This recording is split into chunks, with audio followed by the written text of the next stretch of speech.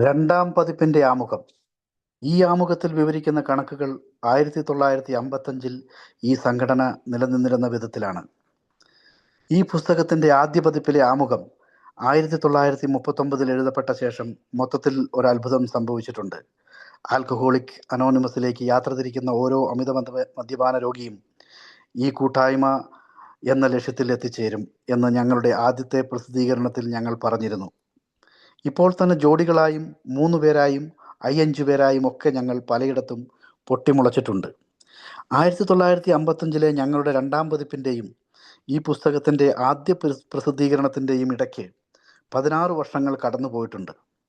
ഈ ചുരുങ്ങിയ സമയത്തിനകം ആൽക്കഹോളിക്സ് അനോണിമസ് 6000 ഗ്രൂപ്പുകളും തദ്വാര 1,50,000 മദ്യവിമുക്തരായ അംഗങ്ങളുമുള്ള സംഘടനയുമായി മാറിക്കഴിഞ്ഞിരിക്കുന്നു.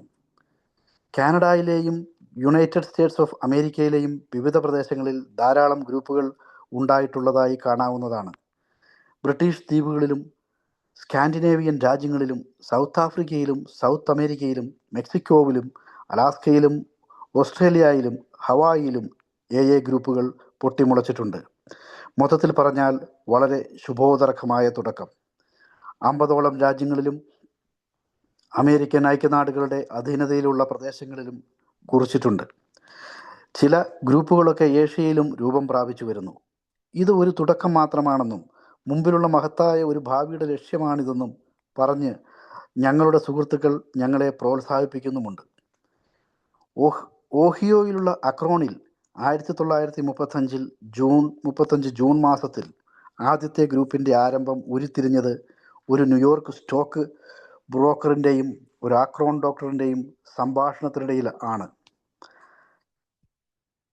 6 മാസത്തിനു മുമ്പ് തന്നെ മദ്യത്തോടുള്ള അത്യാർത്തിയിൽ നിന്ന് പെട്ടെന്നുണ്ടായ ഒരു ആത്മീയാനുഭവത്തിൻ്റെ ഫലമായി ഈ ബ്രോക്കർ രക്ഷപ്പെട്ടിട്ടുണ്ടായിരുന്നു. അക്കാലത്ത് ഓക്സ്ഫോർഡ് ഗ്രൂപ്പിൽപ്പെട്ട ഒരു അമിത മദ്യപാന രോഗിയുമായി തുടർന്ന് അയാൾ കണ്ടുമുട്ടി. ഡോക്ടർ വില്യം ഡി സിൽക്ക്വർത്ത് എന്നു പേരുള്ള മദ്യപാന ചികിത്സയിൽ വൈദഗ്ധ്യം നേടിയ ഒരു ഡോക്ടറുടെ സഹായം കൂടി അയാൾക്ക് കിട്ടിയിരുന്നു. ഈ ഡോക്ടർ മെമ്പേഴ്സിനെ സംബന്ധിച്ചിടത്തോളം വൈദ്യശാസ്ത്ര രംഗത്തെ പുണ്യവാളനായിട്ടാണ് കണക്കാക്കപ്പെടുന്നത്. ഞങ്ങളുടെ സംഘടനയുമായുള്ള അദ്ദേഹത്തിൻ്റെ ആദ്യകാല ദിനങ്ങളെക്കുറിച്ചുള്ള കഥ ഇതിൻ്റെ തൊട്ടടുത്ത പേജുകളിൽ നിങ്ങൾക്ക് വായിക്കാം. ഈ ഡോക്ടറിൽ നിന്ന് ആൽക്കഹോളിസത്തിൻ്റെ കടുത്ത പ്രകൃതത്തെക്കുറിച്ച് നേരത്തെ സൂചിപ്പിച്ച ബ്രോക്കർ മനസ്സിലാക്കിയിട്ടുണ്ടായിരുന്നു. ഓക്സ്ഫോർഡ് ഗ്രൂപ്പുകളുടെ എല്ലാ സിദ്ധാന്തങ്ങളുമായി അയാൾക്ക് യോജിപ്പുണ്ടായിരുന്നില്ലെങ്കിൽ കൂടിയും ഒരു ധാർമ്മികമായ കണ്ടെത്തൽ, വ്യക്തിപരമായ കുറ്റങ്ങളുടെ ഏറ്റുപറച്ചിൽ, താൻ ഉപദ്രവിച്ചവരോടുള്ള സമരസപ്പെടൽ, മറ്റുള്ളവർക്ക് സഹായം ചെയ്യൽ, ദൈവത്തോടുള്ള ആശ്രയത്വം എന്നിവയിൽ ഇയാൾക്ക് ബോധ്യമുണ്ടായിരുന്നു. ആക്രോണിലേക്കുള്ള അയാളുടെ യാത്രയ്ക്ക് മുമ്പ് ഈ ബ്രോക്കർ ധാരാളം അമിത മദ്യപാനികൾക്ക് വേണ്ടി കഠിനാധ്വാനം ചെയ്തു. ഒരമിത മദ്യപന് മാത്രമേ മറ്റൊരു അമിത മദ്യപനെ സഹായിക്കാനാവൂ എന്നതായിരുന്നു അദ്ദേഹത്തിൻ്റെ വിശ്വാസ പ്രമാണം. പക്ഷേ സ്വന്തം സുബോധാവസ്ഥ നിലനിർത്തുന്നതിൽ മാത്രമേ അദ്ദേഹത്തിന് വിജയിക്കുവാൻ കഴിഞ്ഞിരുന്നുള്ളൂ. തകർന്നുപോയ ഒരു ബിസിനസ് സംരംഭവുമായിട്ടാണ് ആ ബ്രോക്കർ അക്രോണിലേക്ക് പോയത്. താൻ വീണ്ടും ഈ തകർച്ച മൂലം കുടിക്കാൻ തുടങ്ങുമോ എന്നയാൾ വല്ലാതെ ഭയപ്പെട്ടു.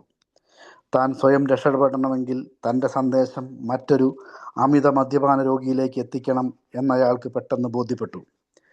ആ അമിത മദ്യപാന രോഗിയാകട്ടെ അക്രോണിലെ ഒരു ഡോക്ടറുമായിരുന്നു. ഈ ഡോക്ടർ നിരന്തരമായി ആത്മീയ മാർഗങ്ങൾ തൻ്റെ അമിത മദ്യപാന ധർമ്മസങ്കടത്തിനുള്ള പരിഹാരമായി കണ്ടിരുന്നുവെങ്കിലും അതിൽ പരാജയപ്പെട്ടിരുന്നു. പക്ഷേ അമിത മദ്യപാന രോഗത്തെക്കുറിച്ച് ഡോക്ടർ സിൽക്ക്വർത്ത് വിവരണം നൽകിക്കഴിഞ്ഞപ്പോൾ ഈ ഡോക്ടർ മുമ്പൊരിക്കലും സമാഹരിക്കാൻ കഴിഞ്ഞിട്ടില്ലാത്ത ആഗ്രഹത്തോടുകൂടി തൻ്റെ കഷ്ടത്തിനുള്ള മരുന്നായി ആത്മീയ മാർഗം പിന്തുടരുവാൻ തീരുമാനിച്ചു. അദ്ദേഹം സുബോധമുള്ളവനായി തീർന്നു. പിന്നീട് ഒരിക്കലും കുടിച്ചിരുന്നില്ല. 1950-ലെ തൻ്റെ മരണം വരെ. ഒരു ആൽക്കഹോളിക്കിന് ഒരു ആൽക്കഹോളിക്കല്ലാതെ ഒരാൾക്ക് കഴിയുന്നതിനേക്കാൾ കൂടുതലായി മറ്റൊരു ആൽക്കഹോളിക്കിനെ സ്വാധീനിക്കാൻ കഴിഞ്ഞുവെന്ന് ഇത് തെളിയിക്കുന്നതായി കാണപ്പെട്ടു. ഒരു ആൽക്കഹോളിക് മറ്റൊരു ആൽക്കഹോളിക്കുമൊത്തുള്ള തീവ്രമായ പ്രവർത്തനം സ്ഥിരമായ രോഗശമനത്തിന് വളരെ പ്രധാനമാണെന്നും ഇത് സൂചിപ്പിച്ചു. അങ്ങനെ അക്രോൺ സിറ്റി ഹോസ്പിറ്റലിൽ എത്തിച്ചേർന്ന അമിത മദ്യപാന രോഗികൾക്ക് വേണ്ടി ഈ രണ്ടുപേരും ഏതാണ്ട് ആവേശത്തോടെ പ്രവർത്തനം ആരംഭിച്ചു. മദ്യപാനം കൊണ്ട് തകർന്നടിഞ്ഞ ഒരു മനുഷ്യനായിരുന്നു അവരുടെ ആദ്യത്തെ ഇര. പെട്ടെന്ന് സുഖം പ്രാപിക്കുകയും മൂന്നാമത്തെ മെമ്പറായി തീരുകയും ചെയ്തു. അയാൾ പിന്നീട് ഒരിക്കലും കുടിച്ചിട്ടില്ല. 1935 വേനൽക്കാലം മുഴുവൻ അക്രോണിലെ ഈ ജോലി അവർ തുടർന്നു. പരാജയങ്ങളുടെ കഥകളും ഒട്ടേറെ ഉണ്ടായിരുന്നു. എന്നാൽ ചിലപ്പോഴൊക്കെ ഹൃദ്യമായ വിജയവും ഉണ്ടായി. 1935 അവസാനത്തോടുകൂടി ആ ബ്രോക്കർ ന്യൂയോർക്കിലേക്ക് മടങ്ങുമ്പോൾ ആദ്യത്തെ ഗ്രൂപ്പ് യഥാർത്ഥത്തിൽ രൂപം പ്രാപിച്ചു കഴിഞ്ഞിരുന്നു. ആരും അതിനെക്കുറിച്ച് ബോധവാന്മാരായിരുന്നില്ലെങ്കിലും ഒരു രണ്ടാമത്തെ ചെറിയ ഗ്രൂപ്പ് ന്യൂയോർക്കിൽ രൂപം പ്രാപിച്ചിരുന്നു. അതിനു പുറമെ പലയിടങ്ങളിലായി ചിതറിക്കിടന്നിരുന്ന അമിത മദ്യപാന രോഗികൾ തങ്ങൾക്ക് അക്രോണിൽ നിന്നും ന്യൂയോർക്കിൽ നിന്നും ലഭിച്ച അടിസ്ഥാന തത്വങ്ങൾ മൂലം മറ്റു പല നഗരങ്ങളിലും ഗ്രൂപ്പുകൾ ഉണ്ടാക്കുവാൻ ശ്രമിച്ചു കൊണ്ടിരിക്കുകയായിരുന്നു. 1937 അവസാനമായപ്പോഴേക്കും വ്യക്തമായ സുബോധാവസ്ഥയിലുള്ള ആളുകളുടെ എണ്ണം ഒരു പുതിയ വെളിച്ചം അമിത മദ്യപാന രോഗികളുടെ ഇരുണ്ട ലോകത്തേക്ക് കടന്നു വന്നിട്ടുണ്ടായിരുന്നു എന്ന് ബോധ്യപ്പെടുത്തുന്ന തരത്തിലുള്ളതായിരുന്നു. പ്രവർത്തനങ്ങളിൽ മുഴുകിക്കൊണ്ടിരുന്ന ഗ്രൂപ്പുകൾക്ക് തങ്ങളുടെ സന്ദേശവും അദ്വിതീയമായ അനുഭവവും ലോകത്തിന് മുമ്പിലേക്ക് അവതരിപ്പിക്കുവാൻ ഇതാണ് തക്ക സമയമെന്ന് തോന്നിത്തുടങ്ങി. ഈ തീരുമാനം 1939 വസന്തകാലത്ത് ഈ പുസ്തകത്തിൻ്റെ പ്രസിദ്ധീകരണത്തോടെ ഫലപ്രാപ്തിയിലെത്തി. അപ്പോഴേക്കും മൊത്തം അംഗസംഖ്യ സ്ത്രീകളുടെയും പുരുഷന്മാരുമടക്കം ഏതാണ്ട് 100ഓളമായി കഴിഞ്ഞിരുന്നു. പുതുതായി ചിറകുമുളച്ച ഈ പേരില്ലാ സമൂഹം അതിൻ്റെ തന്നെ പുസ്തകത്തിൻ്റെ പേരായ ആൽക്കഹോളിക്സ് അനോണിമസ് എന്ന് വിളിക്കപ്പെടാൻ തുടങ്ങി. അന്ധമായി മുന്നോട്ട് പോയിക്കൊണ്ടിരുന്ന കാലഘട്ടം അവസാനിക്കുകയും അതിൻ്റെ പ്രാരംഭഘട്ടത്തിലെ ഒരു പുതിയ അവസ്ഥയിലേക്ക് പ്രവേശിക്കുകയും ചെയ്തു. ഈ പുസ്തകത്തിൻ്റെ പ്രകാശനത്തോടു ഒരുപാട് കാര്യങ്ങൾ സംഭവിക്കാൻ തുടങ്ങി. ഡോക്ടർ ഹാരി എമേഴ്സൺ ഫോസ്ഡിക് എന്ന പ്രസിദ്ധനായ വൈദികൻ അതിനെ അവലോകനം ചെയ്യുകയും അംഗീകരിക്കുകയും ചെയ്തു. 1939 അവസാനത്തോടെ ഫുൾട്ടൺ ഓർസിലർ, അന്നത്തെ ലിബർട്ടി എന്ന പത്രത്തിൻ്റെ പത്രാധിപർ, ആൽക്കഹോളിക്സും ദൈവവും എന്ന ലേഖനം തൻ്റെ മാസികയിൽ പ്രസിദ്ധീകരിച്ചു. ഇതിനിടയിൽ ആരംഭിച്ചു കഴിഞ്ഞിരുന്ന ന്യൂയോർക്കിലെ ചെറിയ ഓഫീസിലേക്ക് ഈ ലേഖനം പ്രസിദ്ധീകരിച്ചതിൻ്റെ ഫലമായി 800ഓളം വേവലാതി പൂണ്ട അന്വേഷണങ്ങളെത്തി. ഓരോ അന്വേഷണത്തിനും കഷ്ടപ്പെട്ടാണെങ്കിലും മറുപടി നൽകുവാൻ പ്രത്യേകം ശ്രദ്ധിച്ചു. ബുക്കുകളും ലേഖകളും അയച്ചു കൊടുത്തു. നിലവിലുണ്ടായിരുന്ന ഗ്രൂപ്പുകളിൽപ്പെട്ട ബിസിനസ്സുകാർ പുറത്തേക്ക് യാത്ര ചെയ്യുമ്പോൾ അവരുടെ പേരുകൾ ഈ നവാഗതർക്ക് നിർദ്ദേശിച്ചു കൊടുത്തു. പുതിയ ഗ്രൂപ്പുകൾ ഉയർന്നു വരാൻ തുടങ്ങി. എല്ലാവർക്കും അത്ഭുതം പകർന്നുകൊണ്ട് യുടെ സന്ദേശം എഴുത്തുകളിലൂടെയും അതുപോലെ തന്നെ വാമൊഴികളിലൂടെയും പ്രചരിപ്പിക്കാമെന്ന് കണ്ടു. 1939 അവസാനമായപ്പോഴേക്കും 800ഓളം അമിത മദ്യപാന രോഗികൾ അവരുടെ രോഗവിമുക്തിയുടെ മാർഗത്തിൽ എത്തിയിരുന്നു. 1940 വസന്തകാലത്ത് ജോൺ ഡി റോക്ക്ഫെല്ലർ ജൂനിയർ തൻ്റെ കൂട്ടുകാർക്ക് വേണ്ടി ഒരു വിരുന്നൊരുക്കി. തങ്ങളുടെ കഥകൾ വിവരിക്കുന്നതിന് വേണ്ടി അദ്ദേഹം മെമ്പർമാരെയും ക്ഷണിച്ചിരുന്നു. ഈ വാർത്ത ലോകമെമ്പാടും പരന്നു. നിരവധി അന്വേഷണങ്ങൾ പ്രവഹിക്കാൻ തുടങ്ങി. നിരവധി ആളുകൾ ആൽക്കഹോളിക്സ് അനോണിമസ് എന്ന പുസ്തകത്തിനു വേണ്ടി പുസ്തകശാലയിലെത്തി. 1941 മാർച്ചോടെ അംഗസംഖ്യ 2000ലേക്ക് കുതിച്ചു കയറി. അങ്ങനെയിരിക്കെ സാറ്റർഡേ ഈവനിംഗ് പോസ്റ്റ് എന്ന പത്രത്തിൽ ജാക്ക് അലക്സാണ്ടർ ഒരു ലേഖനം എഴുതുകയും കുറിച്ച് ശക്തമായ ഒരു ചിത്രം പൊതുജന സമക്ഷം അവതരിപ്പിക്കുകയും ചെയ്തു. തൽഫലമായി രോഗവിമുക്തി ആഗ്രഹിക്കുന്ന അമിത മദ്യപന്മാരുടെ ഒരു പ്രവാഹം തന്നെ ഞങ്ങളിലേക്കുണ്ടായി. 1941 അവസാനമാകുമ്പോഴേക്ക് യിൽ 8,000ഓളം അംഗങ്ങൾ ഉണ്ടായി കഴിഞ്ഞിരുന്നു. ഗ്രൂപ്പുകൾ മുളച്ചു പൊന്തുന്ന പ്രക്രിയ അതിൻ്റെ പൂർണ്ണതയിലെത്തി. ഒരു ദേശീയ സ്ഥാപനമായി മാറിക്കഴിഞ്ഞിട്ടുണ്ടായിരുന്നു. ഞങ്ങളുടെ സംഘടന പിന്നീട് ഒരു ഭയാനകവും ആവേശഭരിതവുമായ കൗമാര അവസ്ഥയിലെത്തി. അത് അഭിമുഖീകരിച്ച പരീക്ഷണം ഇതായിരുന്നു: ഇതുവരെ ഉദ്ദേശ്യ ലക്ഷ്യങ്ങളില്ലാതെ ചുറ്റിത്തിരിഞ്ഞ അമിത മദ്യപാന രോഗിക്ക് കണ്ടുമുട്ടാനും ഒരുമിച്ച് വിജയകരമായി പ്രവർത്തിക്കാനും കഴിയുമോ? അംഗത്വത്തെക്കുറിച്ചും നേതൃത്വത്തെക്കുറിച്ചും പണത്തെ സംബന്ധിച്ചും വഴക്കുകൾ ഉണ്ടാകില്ലേ? സ്ഥാനത്തിനു വേണ്ടിയും അധികാരത്തിനു വേണ്ടിയും വടംവലികൾ ഉണ്ടാകില്ലേ? മതഭിന്നതയുടെ പേരിൽ ഛിന്നഭിന്നമാക്കപ്പെടില്ലേ? താമസിയാതെ പല ഗ്രൂപ്പുകളിലും ഈ പ്രശ്നങ്ങൾ ഉണ്ടായി. പക്ഷേ ഭയപ്പെടുത്തുന്നതും നിരുത്സാഹപ്പെടുത്തുന്നതുമായ ഈ അനുഭവത്തിനിടയിലും അംഗങ്ങൾ ഒത്തൊരുമിച്ച് നിന്ന് മുന്നോട്ടു പോകണമെന്നും ഭിന്നരായി നിന്നാൽ തകർന്നു പോകുമെന്നുമുള്ള ദൃഢനിശ്ചയങ്ങൾ ഉണ്ടായിരുന്നു. ഒന്നുകിൽ ഞങ്ങൾക്ക് ഞങ്ങളുടെ കൂട്ടായ്മ കൂട്ടിയോജിപ്പിക്കുകയോ അല്ലെങ്കിൽ രംഗത്തുനിന്ന് മറയുകയോ ചെയ്യേണ്ടിയിരുന്നു. ഒരു അമിത മദ്യപാന രോഗിക്ക് ജീവിക്കാനാവശ്യമായ തത്വങ്ങൾ ഞങ്ങൾ കണ്ടെത്തിയിട്ടുണ്ടായിരുന്നത് പോലെ ഗ്രൂപ്പുകളും മൊത്തത്തിലുള്ള യും നിലനിർത്തുന്നതിനും ഫലപ്രദമായി പ്രവർത്തിക്കുന്നതിനും ആവശ്യമായ തത്വങ്ങൾ ഞങ്ങൾക്ക് ആവിഷ്കരിക്കേണ്ടതുണ്ടായിരുന്നു. അമിത മദ്യപാന രോഗിയായ ഒരു സ്ത്രീയോ പുരുഷനോ ഞങ്ങളുടെ സംഘടനയിൽ നിന്ന് തിരസ്കരിക്കപ്പെടരുതെന്ന് ഞങ്ങൾ നിഷ്കർഷിച്ചു. അതുപോലെ തന്നെ ഞങ്ങളുടെ നേതാക്കൾ സേവനം ചെയ്യുകയല്ലാതെ ആരെയും ഭരിക്കരുതെന്നും നിശ്ചയിക്കപ്പെട്ടു. ഓരോ ഗ്രൂപ്പും പരമാധികാരമുള്ളവരായിരിക്കണമെന്നും ചികിത്സ മുതലായവ തങ്ങൾ നടത്തരുതെന്നും തീരുമാനിക്കപ്പെട്ടു.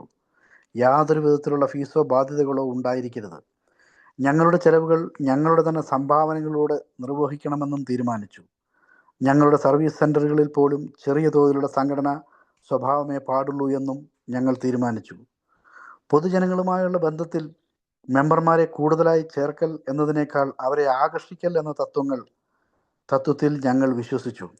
പത്രങ്ങളിലും റേഡിയോയിലും ടിവിയിലും സിനിമയിലുമൊക്കെ എല്ലാ അംഗങ്ങളും അനാമധേയത്വം വെച്ചു പുലർത്തണമെന്നും പ്രത്യേകം നിഷ്കർഷിച്ചു. ഒരു സാഹചര്യത്തിലും പുറമേ നിന്നുള്ള കാര്യങ്ങൾക്ക് അംഗീകാരം കൊടുക്കുകയോ മറ്റു സംഘടനകളുമായി യോജിക്കുകയോ പൊതുവിവാദത്തിൽ ഏർപ്പെടുകയോ ചെയ്യരുതെന്ന് ഞങ്ങൾ നിശ്ചയിച്ചു. ഈ പുസ്തകത്തിൻ്റെ 564 പേജിൽ വിവരിക്കുന്ന മട്ടിലുള്ള ഞങ്ങളുടെ 12 പാരമ്പര്യ തത്വങ്ങളുടെ സത്ത ഇതാണ്. ഈ തത്വങ്ങൾക്കൊന്നും ഒരു നിയമത്തിൻ്റെ ശക്തിയില്ലായിരുന്നുവെങ്കിലും 1950 വ്യാപകമായി ഇവ അംഗീകരിക്കപ്പെട്ടു. ക്ലീവ്ലാൻഡിൽ ചേർന്ന ആദ്യത്തെ ഇൻ്റർനാഷണൽ കോൺഫറൻസിൽ വെച്ച് യുടെ തത്വങ്ങൾ അംഗീകരിക്കപ്പെട്ടു.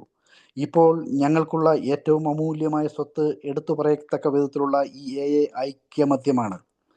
ഞങ്ങളുടെ കൗമാരദശയുടെ ആഭ്യന്തരമായ ബുദ്ധിമുട്ടുകൾ തരണം ചെയ്യുന്നതിനിടയിൽ പൊതുജനപ്രീതിയിലും ഞങ്ങളെ ക്രമാതീതമായി വളർത്തി.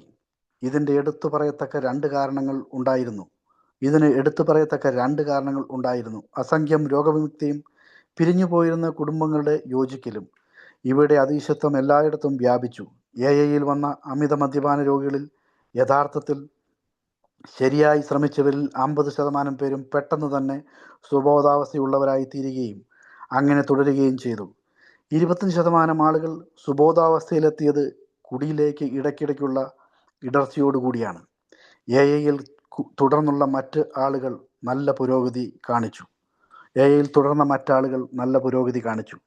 1000-ഓളം ആളുകൾ ഏതാനും മീറ്റിങ്ങുകളിൽ പങ്കെടുക്കുകയും ഈ പ്രോഗ്രാം തങ്ങൾക്ക് ആവശ്യമില്ലെന്ന് ആദ്യമൊക്കെ തീരുമാനിക്കുകയും ചെയ്തു. പക്ഷേ കാലം മുന്നോട്ട് നീങ്ങിയപ്പോൾ ഇക്കൂട്ടരിൽ വലിയൊരളവിലുള്ള ആളുകൾ, ഏതാണ്ട് 2/3 പേർ മടങ്ങി വരാൻ തുടങ്ങി. യുടെ വിപുലമായ അംഗീകാരം നേടലിനുള്ള മറ്റൊരു കാരണം അതിൻ്റെ സുഹൃത്തുക്കളുടെ വിലമതിക്കാനാവാത്ത സേവനങ്ങളാണ്. വൈദ്യശാസ്ത്ര രംഗം, മതം, പത്രങ്ങൾ, കൂടാതെ അസംഖ്യം സുഹൃത്തുക്കൾ എന്നിവരൊക്കെ ഞങ്ങളുടെ സമർത്ഥവും സ്ഥിരവുമായ അഡ്വക്കേറ്റുമാരായി. അവരുടെയൊക്കെ പിന്തുണ ഇല്ലായിരുന്നുവെങ്കിൽ വളരെ ചെറിയ പുരോഗതി കാണിക്കാൻ മാത്രമേ ഞങ്ങൾക്ക് കഴിയുമായിരുന്നുള്ളൂ. യുടെ വൈദ്യശാസ്ത്ര രംഗത്തും മതങ്ങളിലുമുണ്ടായിരുന്ന പ്രാരംഭ സുഹൃത്തുക്കളെപ്പറ്റി ഈ പുസ്തകത്തിൻ്റെ ഇനിയുള്ള താളുകളിലും കാണാവുന്നതാണ്. ആൽക്കഹോളിക്സ് അനോണിമസ് എന്ന് പറയുന്നത് ഒരു മതപരമായ സംഘടനയല്ല. ഒരു പ്രത്യേക ചികിത്സാ പദ്ധതി അതിനില്ല. പക്ഷെ ഞങ്ങൾ വിപുലമായി വൈദ്യശാസ്ത്ര രംഗത്തുള്ളവരുമായും മതങ്ങളിലുള്ളവരുമായും സഹകരിക്കാറുണ്ട്. ആൽക്കഹോൾ വ്യക്തികളെ ബഹുമാനിക്കാത്ത കൂട്ടത്തിലായതുകൊണ്ട് ഞങ്ങൾ ശരിക്കും അമേരിക്കയുടെ ഒരു പരിച്ഛേദമാണ്. മറ്റു വിദൂര പ്രദേശങ്ങളിലും ഇതേപോലുള്ള ജനാധിപത്യപരമായ തുലനാവസ്ഥ നടന്നുകൊണ്ടിരിക്കുകയാണ്. ഓരോ വ്യക്തിയുടെയും മതവിശ്വാസത്തിൻ്റെ പശ്ചാത്തലത്തിൽ പറഞ്ഞാൽ ഞങ്ങളുടെ കൂട്ടത്തിൽ കത്തോലിക്കരുണ്ട്, പ്രൊട്ടസ്റ്റന്റുകാരുണ്ട്, ജൂതന്മാരുണ്ട്, ഹിന്ദുക്കളും മുസൽമാനും ബുദ്ധമതക്കാരുമുണ്ട്. ഞങ്ങളുടെ കൂട്ടത്തിലെ 15% സ്ത്രീകളാണ്. ഒരു വർഷം 20% എന്ന തോതിൽ ഞങ്ങളുടെ അംഗത്വം വർദ്ധിച്ചുകൊണ്ടിരിക്കുന്നു. നാളിതുവരെ നിരവധി ദശലക്ഷക്കണക്കിനുള്ള ശക്തമായ അമിത മദ്യപാന രോഗമുള്ളവർക്കിടയിൽ ഒരു നേരിൻ്റെ വിള്ളലിൻ്റെ ഒരു നേരിയ വിള്ളലിൻ്റെ സ്ഥാനം മാത്രമേ ഞങ്ങൾക്ക് നേടാനായിട്ടുള്ളൂ. ശാഖോപശാഖയായ ഞങ്ങളുടെ വളർച്ചയ്ക്ക് മദ്യപാന രോഗത്തിൻ്റെ ഒരംശത്തെ മാത്രം സ്പർശിക്കാനേ കഴിഞ്ഞിട്ടുള്ളൂ. ആൽക്കഹോളിക്കിനുള്ള ചികിത്സയുടെ കാര്യത്തിൽ ഞങ്ങൾക്ക് യാതൊരു കുത്തകയുമില്ല. ഇപ്പോഴും ഒരു ഉത്തരം കണ്ടെത്തിയിട്ടില്ലാത്തവരാരെങ്കിലും ഉണ്ടെങ്കിൽ അവർക്ക് ഈ പുസ്തകത്തിൻ്റെ താളുകളിൽ നിന്ന് അത് കണ്ടെത്താമെന്നും പുതിയ സ്വാതന്ത്ര്യത്തിൻ്റെ പാതയിലേക്ക് ഞങ്ങളോടൊപ്പം ചേരാമെന്നും ഞങ്ങൾ പ്രത്യാശിക്കുന്നു.